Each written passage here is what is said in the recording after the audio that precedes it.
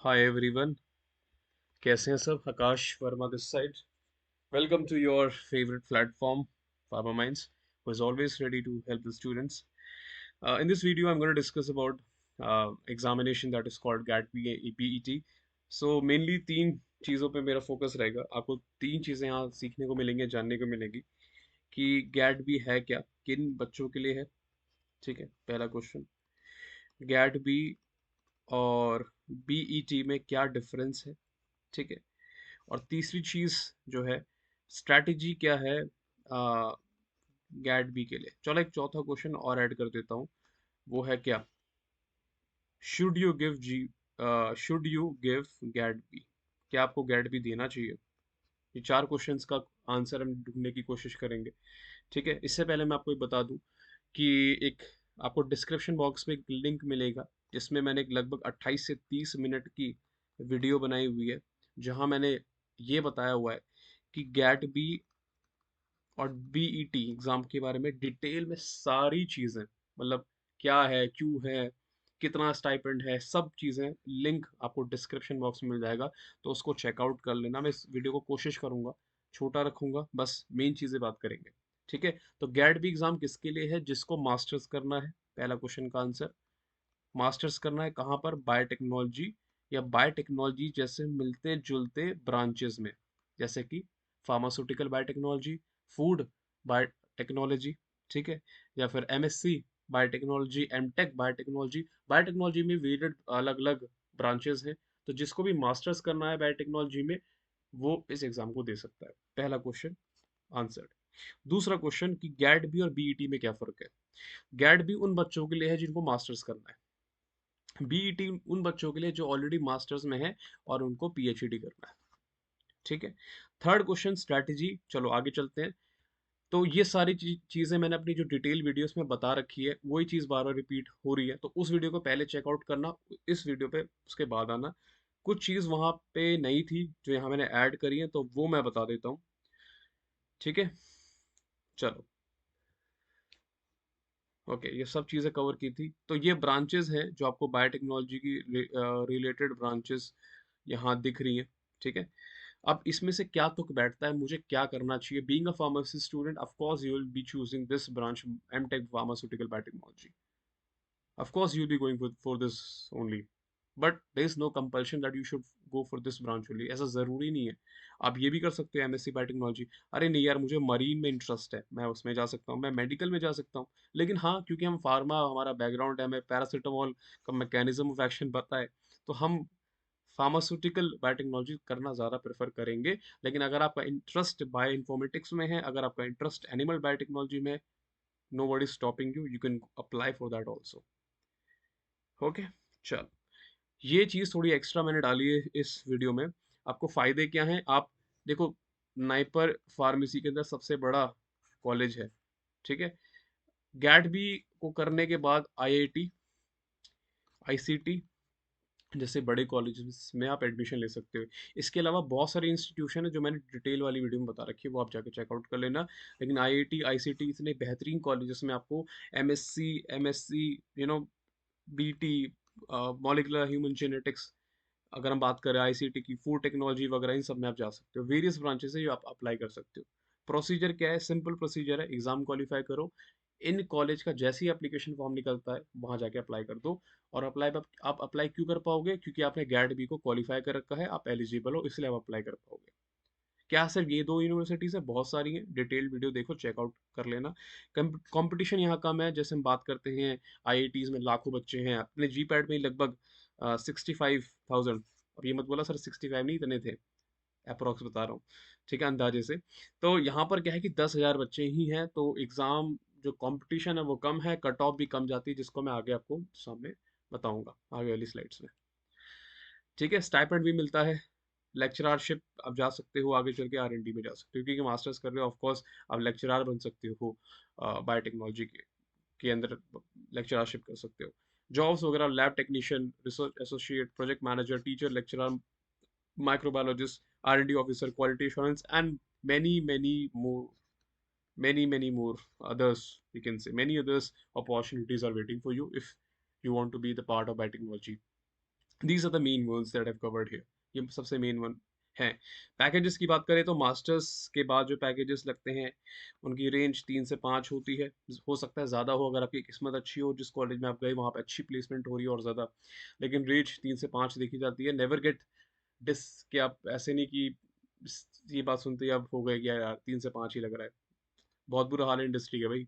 ये काफ़ी अच्छा है ये। मैं रीज़न बताता हूँ, क्योंकि जब ये आप कंपनी ज्वाइन करते हो ना, आप वहाँ से स्विच करके दूसरी कंपनी में जाते हो, यही 3 से 5 जो है 8 से 10 बन जाता है 2 साल के बाद। ठीक है, बहुत बुरा हाल है। What ever opportunity you're getting, just grab that.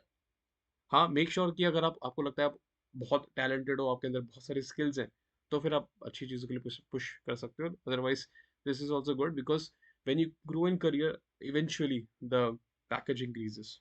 ठीक है, ये मैंने अपनी एमबीए वाली वीडियो में बता रखा है। इसको भी आप जाके चेकआउट कर सकते हो। इसका नाम है पूरा फार्मा माइंड्स करके डालना है एमबीए। 10,000 व्यूज है इसमें टोटल। सारी चीज़ें बता रखी है मैंने। हाँ, कट ऑफ की बात कर रहे थे। 2023 अनरिजर्व कैटेगरी, जनरल कैटेगरी इतनी गई थी। ओबीसी आपके सामने फिगर्स है, पढ़ ही सकते हैं आप। एससी, एसटी और ईडब्ल्यूएस कैटेगरी। ठीक है, बच्चे कम है, कट ऑफ भी थोड़ी लो रहती है। अब आपके तीसरे क्वेश्चन का आंसर यहाँ मिल जाएगा, स्ट्रैटेजी।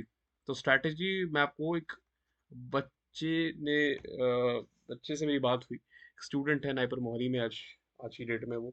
तो मेरी बात हुई तो उन्होंने जीपैट निकाला नाइपर मोहाली में, तो बड़ी बात है, तो अच्छा टैलेंटेड बच्चा है। अब बातों बातों में पता लगा कि उसने गेट भी एग्जाम भी क्वालिफाई कर रखा है। तो just I was just curious कि यार बच्चों की हेल्प हो जाएगी, बता यार कैसे करा तूने। तो he just said 3 things to me. First thing, I studied only for 30 days. 1 महीने के लिए उसने पढ़ा था। Second thing, he search for P Y Qs. उसने पी वाई क्यू देखे कि गैट बी में क्वेश्चन आते कैसे हैं। काफ़ी सारे बच्चे ऐसे होते हैं यार, बिना क्वेश्चन देखे पढ़ना स्टार्ट कर देते हैं। सबसे बड़ी गलती होती है, पहले क्वेश्चन देखो तो कैसे आते हैं। आप पूछ कुछ और रहा है, पढ़ कुछ और रहे हो, ऐसा नहीं होना चाहिए। तीसरी चीज़ उसने बोली, और सिलेबस उसने बोला कि सर सिलेबस मैंने पीडीएफ निकाल के, प्रिंट आउट निकाल के, जो भी मेरे टॉपिक थे उसको अंडरलाइन करता चला गया। सर सिलेबस कहाँ है? डिटेल वाली वीडियो में आएगा। और डिटेल वाली वीडियो में वहाँ पे आपको मिल जाएगा। साथ ही साथ मैं आपको बता दूँ आपको कहाँ मिल जाएगा। चलो मैं एक काम करता हूँ ना, उसका मैं लिंक ही डाल दूंगा डिस्क्रिप्शन में। ठीक है, तो आपको 2 लिंक मिल जाएंगे, उस बड़ी वीडियो का मिल जाएगा डेफिनेटली, एंड दिस वन। अब सिलेबस पे आते हैं, तो सिलेबस ना मेनली इनका रिवॉल्व अराउंड करता है बीटी, बायोटेक्नोलॉजी, माइक्रो के अराउंड, माइक्रो है इनका, और बायो के, और छोटे मोटे 2-3 कॉन्सेप्ट्स और होते होंगे। तो अगर हम ध्यान से देखें तो यार ये तो जीपैट पे भी पूछता है।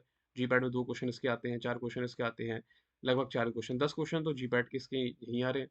तो क्यों ना मैं 30 दिन तो नहीं, शायद मैं 20 दिन निकाल के लिए इसके लिए पढ़ लूँ।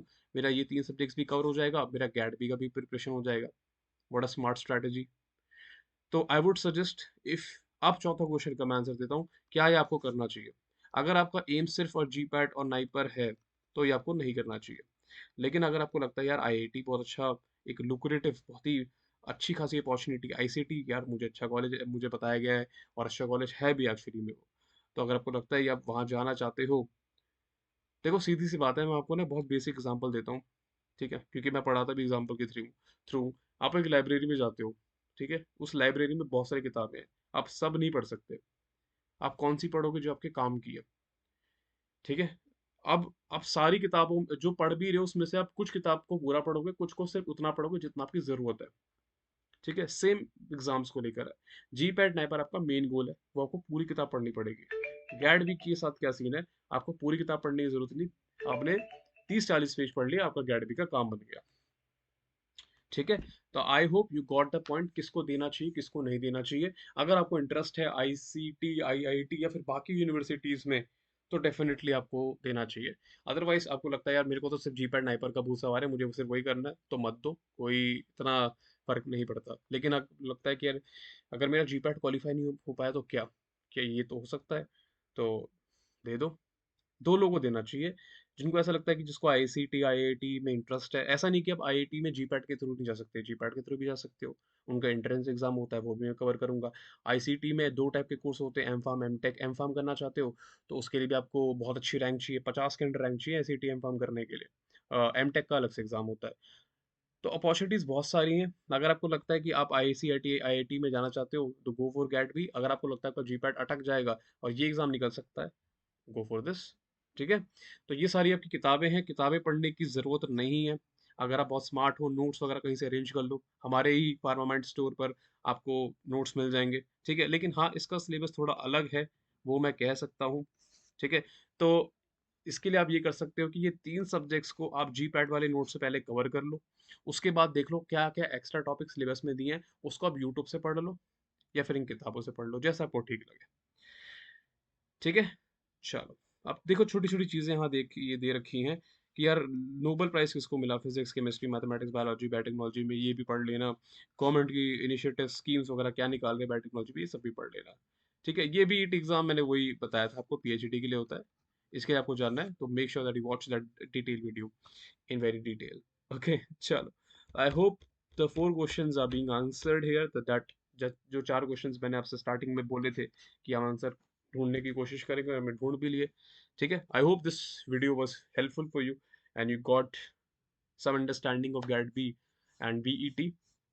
And if you are going to apply for it, all the best from my side and from my team. If any doubt, you can message me. The number is given in the description box, or maybe you can comment in the comment box. We are always there for our students. Keep learning and keep growing life, because that was matters.